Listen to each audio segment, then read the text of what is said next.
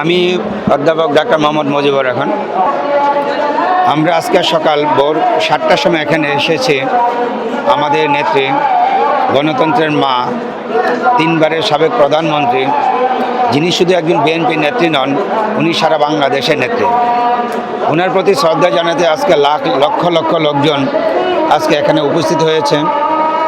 আমার মনে হচ্ছে যে এখন পর্যন্ত জাস্ট দুপুর 12টা বাজে, আপনারা এখনই দেখছেন যে মানিক মিয়া এভিনিউ থেকে শুরু করে ফার্মগেটের রাস্তার সমস্ত রাস্তার লোকারণ্য।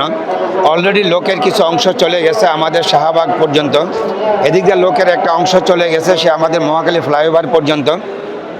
অর্থাৎ আমাদের নেত্রী, আমাদের গণতন্ত্র মা, উনি যে আসলে একজন সর্বজনীন মা, উনি যে আসলে একজন সর্বজনীন নেত্রী, এটা উনি প্রমাণ করে গেছেন। এবং আমরা আজকে ওনার প্রতি শ্রদ্ধা নিবেদন করতে আসছি।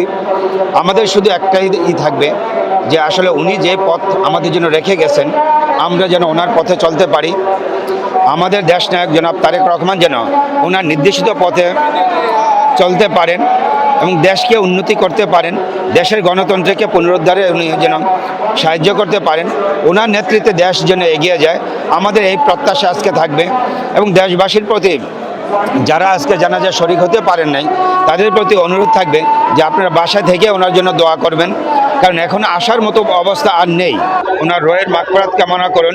আর আমরা আল্লাহর কাছে কামনা করছি আল্লাহ যেন ওনাকে জান্নাতুল ফেরদাউস নসিব করেন এবং ইনশাল্লাহ আল্লাহ ওনাকে দিবেন, কারণ উনি দেশের কল্যাণে, রাষ্ট্রের কল্যাণে ওনার জীবনকে উৎসর্গ করেছেন। উনি বলেছিলেন জীবিত থাকা অবস্থায়, দেশের বাইরে আমার কোনো জায়গা নেই, আমার কোনো সম্পদ নেই, আমি দেশেই মৃত্যুবরণ করতে চাই, আমি দেশেই থাকতে চাই। উনি এটাও বলেছেন, ওনার ছেলে কোকো মারা যাওয়ার মুহূর্তে উনি বলেছেন আমি দেশ ছেড়ে যাব না। ওনাকে অফার দেওয়া হয়েছিল যে আপনি আপনার ছেলেদেরকে নিয়ে দেশের বাইরে চলে যান। উনি বলছিল যে আমি মৃত্যুবরণ করবো এই দেশে, এই মাটি, এই মা, এই মাটি আমার, অতএব আমি দেশ ছেড়ে যাব না। আজকে তার প্রমাণ হয়েছে যে লক্ষ লক্ষ, আমার মনে হচ্ছে যে 1 কোটির উপরে লোক হয়ে যাবে, কারণ যে অবস্থা আছে। এবং পৃথিবীর আমার মনে হয় যে কোনো একটা জানা যায় সর্ববৃহৎ সমাবেশ বা জমায়েত এর চেয়ে হয়েছে কিনা এটা আসলে আমার জানা নেই।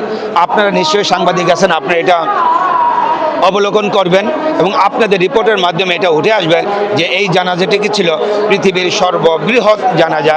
এবং ওনার প্রতি যে শ্রদ্ধা নিবেদন, পৃথিবীর সর্ববৃহৎ জমায়েতের মাধ্যমে একটা এই জমায়েত আমরা আশা করব আপনাদের মাধ্যমে ইনশাআল্লাহ দেশবাসী জানবে, দেশবাসী ওনার জন্য দোয়া করবে, আমরা আপনাদের জন্য দোয়া করব, আপনারা আমাদের জন্য দোয়া করেন, আমাদের মায়ের জন্য দোয়া করুন, উনি যেন শান্তিতে থাকতে পারেন, উনি যেন ব্যস্ত জান্নাতুল ফেরদৌস পান, ওনার নসিব যেন আল্লাহ করে দেন, এই প্রত্যাশা রেখে আজকের মতো শেষ করছি। আল্লাহ হাফেজ।